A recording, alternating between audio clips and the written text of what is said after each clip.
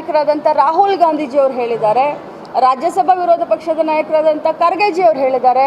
ಇವತ್ತಿಗೂ ಕೂಡ ನಾವು ಮಹಿಳಾ ಮೀಸಲಾತಿ 33% ಪರವಾಗಿಯೇ ಇದ್ದೇವೆ. ನಾಳೆನೇ ಅಧಿವೇಶನ ಕರೆದು ನಾವು ಎಸೆಯಲಿಕ್ಕೆ ನಾವು ತಯಾರಿದ್ದೇವೆ. ಆದರೆ 2023ರಲ್ಲಿ ತಾವೇನು ಹೇಳಿದ್ರಿ, 543 ಸೀಟ್ ಏನು ಪಾರ್ಲಿಮೆಂಟ್ನಲ್ಲಿ ಈಗ ಸದ್ಯಕ್ಕೆ ಇದೆ, ಸಂಸತ್ನಲ್ಲಿ 543 ಸೀಟ್ ಹೇಗಿದೆ, ಯಥಾವತ್ತಾಗಿ 543ಗೆ 33% ನೀವು ಮಾಡಿ.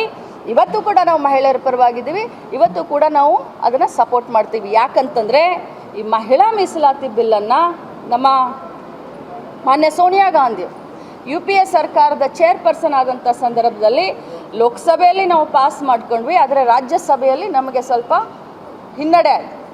ಸೊ ಇದರಿಂದ ನಾನು ಹೇಳ್ತೀನಿ, ಅಲ್ಲಿಂದ ಹಿಡ್ಕೊಂಡು ಇಲ್ಲಿಯವರೆಗೆ 1947ನೇ ಇಸ್ವಿಯಿಂದ ಇಲ್ಲಿಯವರೆಗೆ ಮಹಿಳೆಯರ ಪರವಾಗಿ, ಅಂದರೆ ಸ್ತ್ರೀಗಳ ಸೆಂಟ್ರಿಕ್ ಒಂದು ಕಾರ್ಯಕ್ರಮ ಆಗಿರಬಹುದು, ಒಂದು ನಿಯಮ ಇರಬಹುದು, ಪ್ರತಿಯೊಂದನ್ನು ಕೂಡ ಕಾಂಗ್ರೆಸ್ ಪಕ್ಷ ಮಾಡಿ. ತಮಗೆ ಹೇಳಬೇಕು ಅಂತ ಹೇಳಿದ್ರೆ, ವರದಕ್ಷಿಣೆಯ ಕಿರುಕುಳಕ್ಕೆ ಯಾರಾದರೂ ಇವತ್ತು ಕಾನೂನನ್ನ ರಚನೆ ಮಾಡಿದರೆ ಅದು ಕಾಂಗ್ರೆಸ್ ಪಕ್ಷ. ಮಹಿಳೆಯನ್ನು ಆರ್ಥಿಕವಾಗಿ ಸಬಲೀಕರಣ ಮಾಡಬೇಕು ಅನ್ನುವಂಥ ಒಂದೇ ಒಂದು ವಿಚಾರದಿಂದ ಇವತ್ತು ನಾವು ನಮ್ಮ ರಾಜ್ಯದಲ್ಲಿ ಗ್ಯಾರಂಟಿ ಯೋಜನೆಗಳನ್ನು ತೆಗೆದುಕೊಂಡು ಬಂದಿದ್ದೀವಿ. ಗೃಹಲಕ್ಷ್ಮಿ ಆಗಿರ್ಬೋದು, ಶಕ್ತಿ ಆಗಿರಬಹುದು, ನಮ್ಮ 10 kg ಏನು ರೇಷನ್ ಕಾರ್ಡ್ದಿಂದ ಬರುವಂಥ ರೈಸ್ ಆಗಿರ್ಬೋದು, ವಿಮೆನ್ ಸೆಂಟ್ರಿಕ್ ಪ್ರೋಗ್ರಾಮ್ ಯಾಕೆ ಮಾಡ್ತಾ ಇದ್ದೀವಿ ಅಂದರೆ ಮಹಿಳೆಯನ್ನು ಆರ್ಥಿಕವಾಗಿ ಸಬಲೀಕರಣ ಮಾಡಬೇಕು ಅಂತ. ಮಹಿಳೆಯನ್ನು ರಾಜಕೀಯವಾಗಿ ಸಬಲೀಕರಣ ಮಾಡಲಿಕ್ಕೆ ನಾವು 33% ನಾವೇ ತಗೊಂಡು ಬಂದ್ವಿ ಮೀಸಲಾತಿಯನ್ನು. 33% ಇದ್ದಿದ್ದನ್ನ 50% ನಾವೇ ಮಾಡಿದ್ವಿ. ಸೊ ನಮಗೆ ಅದೇನೋ ಹೇಳ್ತಾರಲ್ಲ, ಭೂತದ ಬಾಯಲ್ಲಿ ಭಗವಂತ ಅನ್ನೋ ಹಾಗೆ ನಮಗೆ ಕನ್ನಡಿಯನ್ನು ತೋರಿಸುವಂಥ ಪ್ರಯತ್ನ ಏನು BJPಗರು ಟಾಮ್ ಮಾಡ್ತಾ ಇದ್ದಾರೆ, ಎಲ್ಲ ಕಡೆ ಹೊಡ್ಕೊಳ್ತಾ ಇದ್ದಾರೆ.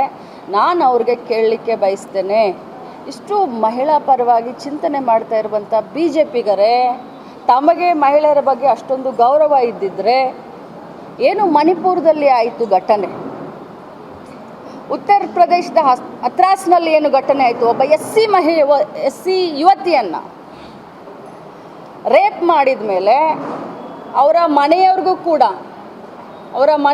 ಕೂಡ ಹೇಳಿದೆ, ರಾತ್ರೋರಾತ್ರಿ ಪೊಲೀಸ್ನವರು ಹೋಗಿ ಆ ಹುಡುಗಿಯನ್ನು ತೀರ್ಕೊಂಡ ಮೇಲೆ ಹೋಗಿ ಸುಟ್ಟಾಕೋದು. ಹತ್ರಾಸ್ ಬಗ್ಗೆ ಯಾಕೆ ಮಾತನಾಡ್ತಾ ಇಲ್ಲ? ಮಣಿಪುರ ಗಲಾಟೆಯಿಂದ ಸುಮಾರು 60,000 ಮಹಿಳೆಯರು ಸ್ಥಳಾಂತರಗೊಂಡಿದ್ದಾರೆ. ಇವತ್ತು 60,000 ಮಹಿಳೆಯರು 300 ಟೆಂಟ್ನಲ್ಲಿ ಇದ್ದಾರೆ ಭಯದಿಂದ. ಅವರನ್ನು ಯಾಕೆ ಈ ಮಹಿಳಾ ಮನೆಗಳಿಗೆ, BJP ಸೋ ಕಾಲ್ಡ್ ಮಹಿಳಾ ಮನೆಗಳಿಗೆ ಯಾಕೆ ಅವ್ರ ಕಣ್ಣಿಗೆ ಕಾಣಿಸ್ತಾ ಇಲ್ಲ? ಅದರ ಜೊತೆಯಲ್ಲಿ ನಮ್ಮ ದೇಶದ ಗೌರವ, ನಮ್ಮ ದೇಶಕ್ಕೆ ಹೆಮ್ಮೆ, ಒಲಿಂಪಿಕ್ಸ್ನಲ್ಲಿ ಮೆಡಲ್ ತೆಗೆದುಕೊಂಡು ಬಂದರು ಕುಸ್ತಿಪಟುದು. ಅವರು ಡೆಲ್ಲಿಯಲ್ಲಿ ಎಷ್ಟು ದಿನ ಅವರು ಇದನ್ನು ಮಾಡಿದರು, ಅವರ ಒಬ್ಬ ಕೋಚ್ನಿಂದ ಅಥವಾ BJP ನಾಯಕನಿಂದ ಅನ್ಯಾಯ ಆಗಿದೆ ಅಂತ ಹೇಳಿ ಎಷ್ಟು ದಿನ ಪ್ರತಿಭಟನೆ ಮಾಡಿದರು. ಆ ಕೂಗಿ ಯಾಕೆ BJP ಮಹಿಳಾ ಮನೆಗಳಿಗೆ BJPಯವ್ರಿಗೆ ಕೇಳೋದಿಲ್ಲ? ಇದಿಷ್ಟೇ ಯಾಕೆ? BJPಯವರ ಮನಸ್ಸು ಯಾವ ರೀತಿ ಇದೆ ಅಂತಂದರೆ, ಅವರು ಮನುವಾದಿಗಳು.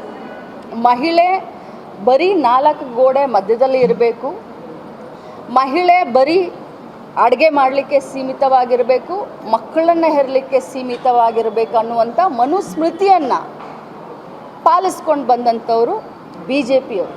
ಯಾಕಂದರೆ ಅವ್ರಿಗೆ ಪಾಠ ಹೇಳೋರೆ RSS. ಸೊ ಇಂಥ ಸಂದರ್ಭದಲ್ಲಿ ಅವ್ರಿಗೆ ನಿಜವಾಗ್ಲೂ ಕೂಡ ಮಹಿಳೆಯರ ಪರವಾಗಿ ಚಿಂತನೆ ಇದ್ದಿದ್ದರೆ ಅವರು ಮೊದಲು 30 ತಿಂಗಳು ಲೇಟ್ ಮಾಡ್ತಾ ಇರಲಿಲ್ಲ. ಈ ಮಹಿಳಾ ಮೀಸಲಾತಿ ಬಿಲ್ಲನ್ನು ಸರ್ವಾನುಮತದಿಂದ ಆಯ್ಕೆ ಆದಮೇಲೆ 30 ತಿಂಗಳು ಅವ್ರು ಲೇಟ್ ಮಾಡ್ತಾ ಇರಲಿಲ್ಲ. ಒಂದು. ಎರಡನೇದು, ತರಾತುರಿಯಲ್ಲಿ ಅವ್ರಿಗೆ ಈ ಬಿಲ್ ಬೀಳುತ್ತೆ ಅನ್ನೋದು ಗೊತ್ತಿದ್ರೂ ಕೂಡ, 1/3 ಮೆಜಾರಿಟಿ ಅವ್ರ ಹತ್ರ ಇಲ್ಲ, ನಂಬರ್ಗಳಿಲ್ಲ ಅಂತ ಗೊತ್ತಿದ್ರೂ ಕೂಡ ಆ ಬಿಲ್ಲನ್ನು ಮಂಡಿಸಿದ್ದು ರಾಜಕೀಯಕ್ಕೋಸ್ಕರ, ಮಹಿಳೆಯರನ್ನು ಮುಖವಾಡವಾಗಿಟ್ಕೊಂಡು ಕ್ಷೇತ್ರ ಮರು ವಿಂಗಡಣೆ ಮಾಡಲಿಕ್ಕೆ ಅನ್ನೋದು ಎರಡನೇದು. ಮೂರನೇ ಪ್ರಶ್ನೆ, ಇಡೀ ಭಾರತ ದೇಶದಲ್ಲಿ, ಯಾಕಂತಂದರೆ ಅವತ್ತು ಕಂಪ್ಲೀಟಾಗಿ 2 ದಿನ ನಾನು ಕೊಯಮತ್ತೂರಿನಲ್ಲಿ ಇದ್ದರೂ ಕೂಡ ನಾನು ಲೈವ್ ನೋಡ್ತಾ ಇದ್ದೆ. ಸಂಸತ್ನಲ್ಲಿ ಏನು ಚರ್ಚೆ ಆಗುತ್ತೆ, ಯಾರ್ಯಾರು ವಿರೋಧ ಪಕ್ಷದವ್ರು ಯಾರು ಮಾತಾಡ್ತಾರೆ, ಅಮಿತ್ ಶಾಜಿ ಏನು ಮಾತಾಡ್ತಾರೆ, ಮೋದಿಜಿಯವ್ರು ಏನು ಮಾತಾಡ್ತಾರೆ, ರಾಜನಾಥ್ ಸಿಂಗ್ ಏನು ಮಾತಾಡ್ತಾರೆ, ಪ್ರತಿಯೊಂದನ್ನು ಕೂಡ ಬಹಳಷ್ಟು ಕ್ಲೋಸ್ಲಿ ನಾನು ಅದನ್ನು ಅಪ್ಡೇಟ್ ತೊಗೊಂಡೆ. ಯಾಕಂದರೆ ಒಬ್ಬ ಮಹಿಳಾ ಮಂತ್ರಿ ಆಗಿರೋದ್ರಿಂದ ಅವತ್ತು ಯಾವತ್ತೂ ಇಲ್ಲದಷ್ಟು ಮಹಿಳೆಯರನ್ನು ಇಡೀ ದೇಶದ ಕಾರ್ನರ್ನಿಂದ ಮೂಲೆಯಿಂದ ಮಹಿಳೆಯರನ್ನು ಪ್ರೇಕ್ಷಕರ ಗ್ಯಾಲರಿಯಲ್ಲಿ ಮಹಿಳೆಯರನ್ನ ಕೂರಿಸಿರ್ತಾರೆ. ತಾವು ನೋಡಿರಬಹುದು ಇಡೀ ದೇಶದಿಂದ. ಅಂದರೆ ಇವ್ರಿಗೆ ಗೊತ್ತಿತ್ತು ಇವರೆಲ್ಲ ಹೇಗೆ ರೆಡಿಮೇಡ್ ಆಗಿ ಕ್ಯಾಮ್ರಾ ಒಂದು ಕಡೆ ಇಟ್ಕೊಂಡು, ಶೂಟ್ ಒಂದು ಕಡೆ ಇಟ್ಕೊಂಡು, ಫೋಟೋ ಒಂದು ಕಡೆ ತೊಗೊಂಡು ಯಾವ ರೀತಿ ಮಾಡ್ತಾರೆ ನಮ್ಮ ಪ್ರಧಾನಮಂತ್ರಿಗಳು. ಅದೇ ರೀತಿ ಇಡೀ ದೇಶದ ಎದುರುಗಡೆ ಕಾಂಗ್ರೆಸ್ ಪಕ್ಷವನ್ನು ಕೆಟ್ಟದಾಗಿ ತೋರಿಸ್ಬೇಕನ್ನೋಂಥ ಒಂದೇ ಕಾರಣಕ್ಕೆ ಇಡೀ ದೇಶದ ಮೂಲೆಯಿಂದ ಪ್ರತಿಯೊಂದು ರಾಜ್ಯದಿಂದ ಮಹಿಳೆಯರನ್ನ ಕರೆಸಿ ಗ್ಯಾಲರಿಯಲ್ಲಿ ಕೂರಿಸಿರ್ತಾರೆ. ಮಹಿಳಾ ಬಿಲ್ ಬಿದ್ದ ತಕ್ಷಣ ಇವರಿಗೆ ಬೀಳುತ್ತೆ ಅಂತ ಗೊತ್ತಿದ್ದದಕ್ಕೇ ಪ್ಲೇ ಕಾರ್ಡ್ ಮಾಡ್ಕೊಂಡಿರ್ತಾರೆ. ಮಹಿಳಾ ಬಿಲ್ ಬಿದ್ದ ತಕ್ಷಣ ಅಟ್ಲೀಸ್ಟ್ ಪ್ಲೇ ಕಾರ್ಡ್ ಮಾಡಲಿಕ್ಕೆ ಒಂದು 2 ಗಂಟೆ ಆದರೂ ಬೇಕಲ್ಲ. ಇವರು ಸಂಸತ್ನಿಂದ ಹೊರಗಡೆ ಬರಬೇಕಾದ್ರೆ ಪ್ಲೇ ಕಾರ್ಡ್ ಇಟ್ಕೊಂಡು ಬರ್ತಾರೆ ಮಹಿಳಾ MP ಗಳು. ಅಂದರೆ ಇವರ ಮನಸ್ಸು ಯಾವ ರೀತಿ ಇತ್ತು ಅಂದರೆ, ಇವರಿಗೆ ಗೊತ್ತಿತ್ತು ಮಹಿಳಾ ಮೀಸಲಾತಿ ಮಸೂದೆ ಸಂಸತ್ನಲ್ಲಿ ಬೀಳುತ್ತೆ, ನಾರಿ ಶಕ್ತಿ ವಂದನಾ ಅಧಿನಿಯಮ ಸಂಸತ್ನಲ್ಲಿ ಬೀಳುತ್ತೆ. ಅದಕ್ಕೋಸ್ಕರ ಪೂರ್ವಭಾವಿಯಾಗಿ ಇದನ್ನೆಲ್ಲ ತಯಾರಿ ಮಾಡಿದರು. ಇವರ ಫೋಕಸ್ಸು ಮಹಿಳೆಯರಿಗೆ ಮೀಸಲಾತಿ 33% ಅಲ್ಲ, ಇವರ ಫೋಕಸ್ಸು ಕ್ಷೇತ್ರ ಮರು ವಿಂಗಡಣೆ ಮಾಡಬೇಕು. ಕ್ಷೇತ್ರ ಮರು ವಿಂಗಡಣೆ ಯಾವ ರೀತಿ ಮಾಡಬೇಕು ಅಂತಂದರೆ, ಮುಂಬರುವಂಥ ಪ್ರತಿಯೊಂದು ಚುನಾವಣೆಯಲ್ಲಿ ಯಾರು ಬೇಡ ಅಂಥವ್ರನ್ನ ಕತ್ತರಿಸಿ, ಯಾವ ಬೂತ್ನಲ್ಲಿ ಇವರಿಗೆ ಅನುಕೂಲ ಇದೆ ಆ ಬೂತ್ಗಳನ್ನು ಜೋಡಿಸಿ, ಬೇಕಾದರೆ ಪಿರನ್ವಾಡಿಯನ್ನು ತೆಗೆದುಕೊಂಡು ಬಂದು ನಾರ್ತ್ನಲ್ಲೂ ಜೋಡಿಸಬಹುದು. ಐ ಆಮ್ ಟೆಲ್ಲಿಂಗ್ ಯು, ಆ ರೀತಿ ಆಗಿದೆ.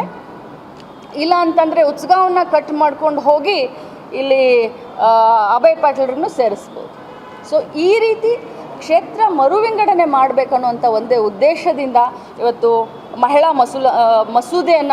ಮೀಸಲಾತಿ ಮಸೂದೆಯನ್ನು ತೆಗೆದುಕೊಂಡು ಬಂದಿದ್ದಾರೆ.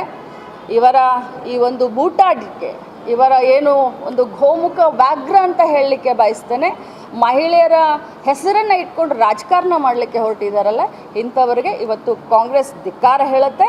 ಇವತ್ತು ಕೂಡ ನಾನಾಗಲಿ ಅಥವಾ ತೆಳಗೆ ಇರುವಂಥ ಕಾರ್ಯಕರ್ತರನ್ನ ಹಿಡ್ಕೊಂಡು ನಮ್ಮ ಅತ್ಯುನ್ನತ ನಾಯಕರವರೆಗೂ ಕೂಡ ಮಹಿಳೆಯರ ಪರವಾಗಿ ನಾವಿದ್ದೀವಿ, ಮಹಿಳಾ ಮೀಸಲಾತಿ ಪರವಾಗಿ ನಾವಿದ್ದೀವಿ. ಆದರೆ ಎಷ್ಟು ಈಗ 224 ಅಸೆಂಬ್ಲಿ ನಮ್ಮಲ್ಲಿದೆ. ನಾವು ಕೂಡ ಅಲ್ಲಿ 33% ಮಾಡಲಿಕ್ಕೆ ಕೇಂದ್ರ ಸರ್ಕಾರ ಇದನ್ನು ಮಾಡಿದ್ರೆ ಇಲ್ಲೂ ಕೂಡ ನಾವು ಆ್ಯಸ್ ಇಟ್ ಈಸ್ ನಂಬರ್ ನಾವು ರೆಡಿ ಇದ್ದೀವಿ. ಅದೇ ಪ್ರಕಾರ 543 ಏನು ಸಂಸತ್ನಲ್ಲಿದೆ ಅದೇ ಪ್ರಕಾರ ಅವ್ರು ತೆಗೆದುಕೊಂಡು ಬಂದರೆ ಅದಕ್ಕೂ ಕೂಡ ಕಾಂಗ್ರೆಸ್ ಪಕ್ಷ ನಾವು ರೆಡಿ ಇದ್ದೀವಿ.